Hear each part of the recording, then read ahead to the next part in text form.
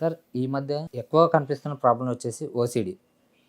ఈ ఓసిడి రావడానికి గల ప్రధాన కారణాలు ఏంటి? అంతేకాకుండా ఈ ఓసిడి రావడం వల్ల కూడా ఒక సినిమా అయితే తీయడం జరిగింది. అది మీన్ సినిమా అయితే ఐడియా లేదు పర్టిక్యులర్‌గా. సో, ఒక సినిమా తీయడం జరిగింది ఆ పేరుతో. సో, ఈ ఓసిడి రావడానికి ప్రత్యేకమైన ఏమైనా కారణాలున్నాయా? ఒకవేళ వస్తే దాన్ని ఎలాంటి ఎలాంటి జాగ్రత్తలు తీసుకోవాలి వచ్చే వచ్చే వాళ్ళకి? ఓసిడి అనేది పూర్వకాలం ఎలా వచ్చిందంటే 2 పద్ధతులు వచ్చిందనమాట. చెక్కర్స్, రెండోది వాషర్స్ అని. చెక్కర్స్ అంటే తాళం వేసానా లేదా చెక్ చేసుకోవడం, జేబులో డబ్బున్నా లేదా చెక్ చేసుకోవడం, బాగా రూపాయి నోట్లు లెక్క చూసి మళ్ళీ లెక్క చూడడం, గ్యాస్ కట్టాను లేదా చెక్ చేసుకోవడం, కారులో బయటికి వెళ్ళిపోయిన తర్వాత ఇంటి తాళం వేసానా లేదని డౌట్ వచ్చి ఇంటికి వచ్చి మళ్ళీ చెక్ చేసుకోవడం. ఈ చెక్కర్స్ పద్ధతి అంటే ఇది. వాషర్స్ అంటే అతి శుభ్రత, కడిగిందే కడగడం, చేతులు కడుక్కోవడం, చేసిన స్నానం చేయడం, అంట్లు తోమిందో తోమడం, బ్రష్ చేసిందో చేయడం, బట్టలు చిరిగిపోయేదాకా ఉతికి ఉతికి ఉతికి వాషింగ్ పౌడర్ నా కర్మ అనుకోవడం. అది పూర్వకాలం 70స్లోని 80స్లోని మన అమ్మలకందరికీ వచ్చే ఓసిడి అదనమాట. అంటే అయితే దైవభక్తి, అతిగా దండం పెట్టడం ఏదో సినిమాలో మన బ్రహ్మానందలా గడిగడిగడిగడిగడిగడి అది ఓసిడి అనమాట. బ్రహ్మానంద సినిమా చూస్తుంటారు, అది ఓసిడి. అది దేవుని దండం పెట్టి సరిగ్గా పెట్టడం లేదు, మళ్ళీ తొట్టుకుని 108 సార్లు అనుకున్నాను, అమ్మ అనుకున్నా లేదు, లెక్క తప్పొచ్చిందని మళ్ళీ అనుకుని చేసుకునే పద్ధతులన్నీ కూడా చెక్కర్స్ వాషర్స్ లాగా వస్తాయి. ఇప్పుడు ముదిరిపోయారండి, ఇంటెలిజెంట్ పెరిగిపోయారు, ఆర్టిఫిషియల్ ఇంటెలిజెన్స్ పిల్లలు పుట్టేశారు కదా. ఇప్పుడు తెలివైన వాళ్ళందరికీ కొత్త కొత్త వస్తున్నాయి. చెక్కర్స్ వాషర్స్ మన అమ్మలకి నాన్నలకి వచ్చేవి కంటామినేట్ ఓసిడి అని. ఇప్పుడు ఏ ఓసిడి వస్తుందంటే సెక్స్ ఓసిడి, గార్డ్ ఓసిడి, తర్వాత స్లోనెస్ ఓసిడి. అంటే సెక్స్ ఓసిడి ఉందనుకోండి, అమ్మ నాన్న మీద, అక్క చెల్లెల మీద, దేవుళ్ళ మీద సెక్స్ ఆలోచనలు వస్తాయి. వెంటనే తప్పైపోయింది చిచ్చి చిచ్చి అని చెప్పి దండం పెట్టుకుంటాడు అనమాట. మళ్ళా ఆలోచన వచ్చేస్తుంది. ఇప్పుడు బాగా ఇష్టమైన దేవుడు షిరిడి సాయిబాబా అనుకోండి, షిరిడి సాయిబాబా గురించి మొక్కున్నప్పుడల్లా సెక్స్ ఆలోచనలు వస్తాయి. ఫర్ ఎగ్జాంపుల్ ఒక అర్చకుడు ఉన్నాడు, ఆయన పూజ దేవుడిలో గుడిలో పూజ చేస్తాడు. కరెక్ట్గా దేవత దగ్గరికి వెళ్ళి అర్చన ఇచ్చేటప్పుడు మనసు వెళ్ళి ఆ దేవత బ్రెస్ట్ మీదకి వెళ్ళిపోతుంది. చిచ్చి నేనే పూజారిని, అసలు నాకు ఇటువంటి ఆలోచనలు వస్తాయని చెప్పేసి ఇంకా దండం మీద దండాలు పెడతాడు. ఉదాహరణకి నేను ఒక 30 ఏళ్ళ క్రితం డాక్టర్ ట్రీట్మెంట్ వచ్చినప్పుడు అమెరికాలో ఉంది ఆవిడ. చాలా అందగత్తాడు, ఐశ్వర్యరావు అంత అందగత్తాడు. ఆవిడకున్న ప్రాబ్లం ఏంటి తెలుసా? ఇలా పేషెంట్ని చూసినట్టే పేషెంట్ల యొక్క మగాళ్ళ పెన్నిస్ మీదకి వెళ్ళిపోతుంది, ఆడవాళ్ళ బ్రెస్ట్, ఆవిడ లేడీ, ఆడవాళ్ళ యొక్క బ్రెస్ట్ మీదకి వెళ్ళిపోతుంది, మగాళ్ళకి పెన్నిస్ మీదకి వెళ్ళిపోతుంది. ఇంకా ఇలా పెట్టుకుంటే డాక్టర్ ఎలాగ అవుతాడు? అవ్వదు కదా. అంచేత ఆవిడ నేను ట్రీట్మెంట్ ఇచ్చేదాకా 93 ఆ టైంలో ట్రీట్మెంట్ ఇచ్చేదాకా ఆవిడ అమెరికా వెళ్ళలేదని 95లో లవ్ మ్యారేజ్ చేసుకుని అమెరికా వెళ్ళిపోయింది. She become very richest women in US. కళ్ళు బ్రెస్ట్ మీద కలిపడం, కళ్ళు పెన్నిస్ మీద కలిపడం తోటి చాలా మంది చూడకుండా ఐటీ కాంటాక్ట్ ఉండదు అనమాట. వీటిని ఈ సంబంధించిన ఓసిడిలో ఎక్కువ మంది ఈనాడు ఐటీ పీపుల్ కానీ, బీటెక్ చదివిన వాళ్ళు కానీ, బాగా తెలివైన వాళ్ళకి వచ్చే ఓసిడి అనమాట. ఓసిడి మీనింగ్ ఏంటంటే అబ్సెస్ కంపల్సివ్ డిజార్డర్ అని. అబ్సెషన్ అంటే ఒక థాట్ రిపీటెడ్గా వస్తే అబ్సెషన్ అంటాం. కంపల్సన్ అంటే ఒకే పని పదే పదే చేస్తే కంపల్సన్ అంటాం. ఈ రెండు కలిపి వస్తుంది కాబట్టి అబ్సెసివ్ కంపల్సివ్ డిజార్డర్ అంటాం. ఈ మధ్యకాలంలో ముఖ్యంగా ఈ కరోనా వచ్చాక అందరికీ ఇదే జబ్బు వచ్చేస్తుందండి.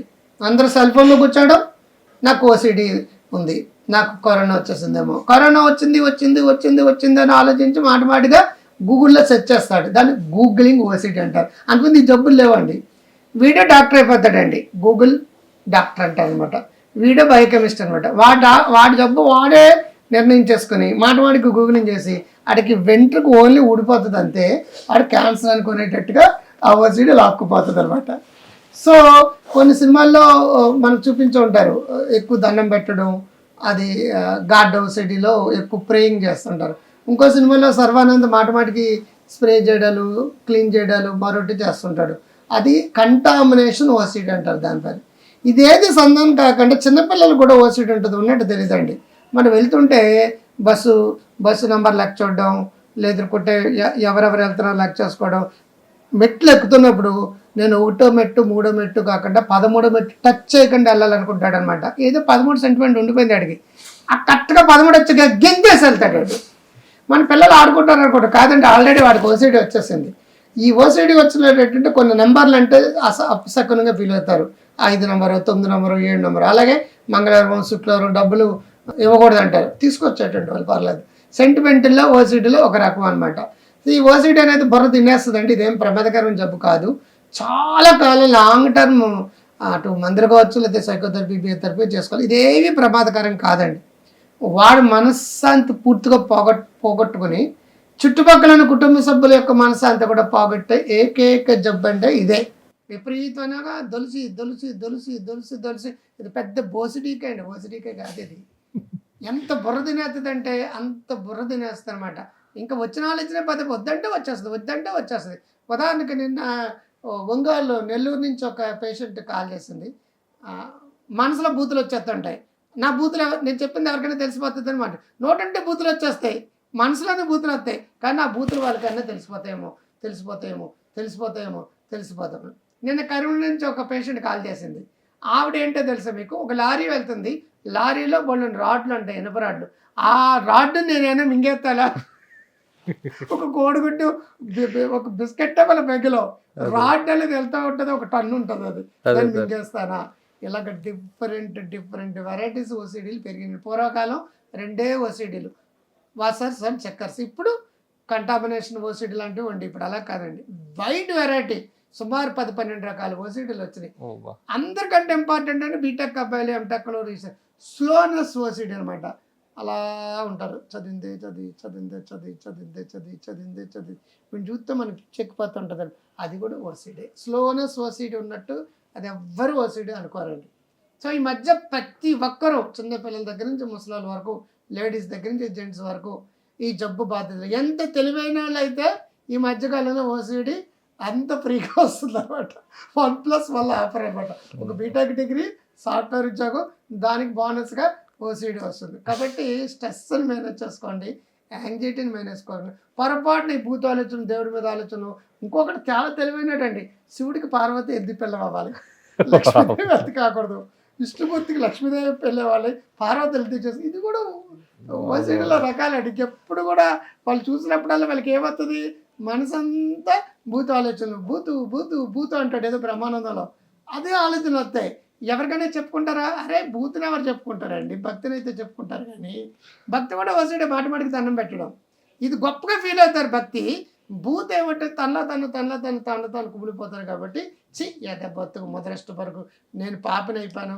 ఉన్నావా అసలు ఉన్నావా, ఉంటే కళ్ళు మూసుకున్నాను భక్తి మొదలైపోతుంది అనమాట. కొబ్బరికాయలు కొట్టడం, నేను ఇన్ని వచ్చేస్తాను అనుకోవడం, ఈ 108 సార్లు ప్రదక్షిణ చేస్తాను అనుకోవడం, 108 సార్లు ప్రదక్షిణ పొరపాటుగా తప్పు లెక్కపెట్టడం, మళ్ళీ లెక్క పెట్టడం, మెట్లెక్కి వెంకటేశ్వర స్వామి కడతాడు అనుకోవడం.